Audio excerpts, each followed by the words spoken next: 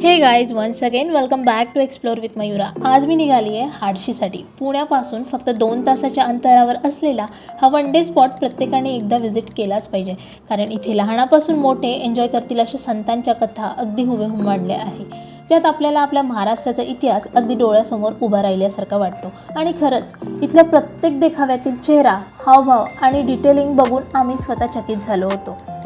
तिथे प्रामुख्याने तुम्हाला संत ज्ञानेश्वर, संत तुकाराम, संत नामदेव, संत एकनाथ, संत रामदास, जनाबाई अशा प्रकारचे संत पाहायला मिळते। आणि या संतांचे विचार, अभंगाच्या ओळी आणि त्यांच्या जीवनकार्याची थोडक्यात माहिती तिथे दिलेली आहे। चालत चालत ते वाचताना खूप छान वाटतं, जणू आपण इतिहास आणि अध्यात्म दोन्ही अनुभवतोय। इथल्या वृंदावनात तर वाटतं की जणू खरोखर आपण कृष्ण काळात आलोय की काय। मुलांसाठी तर खूप शिकण्यासारखं आहे, कारण फक्त दर्शन नाही तर संस्कार आणि प्रेरणा देखील इथे तुम्हाला मिळते।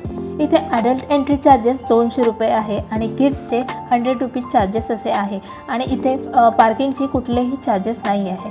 जर तुम्ही सुद्धा एखादं शांत आणि आध्यात्मिक ठिकाण शोधत असेल तर हे स्पॉट तुमच्यासाठी एकदम परफेक्ट आहे। पुण्यापासून अगदी 50 किलोमीटर अंतरावर असलेलं हे संत दर्शन म्युझियम हाडशी, इथे तुम्ही एकदा नक्की व्हिजिट करा। हाडशीचा हा शांत अनुभव इथेच संपतो। खरंच काही ठिकाण मनाला खूप काही शिकवून जातात। व्हिडिओ आवडला असेल तर लाईक, शेअर आणि फॉलो करायला विसरू नका। पुन्हा भेटू एका नवीन ठिकाणी। तोपर्यंत कीप एक्सप्लोर विथ मयुरा।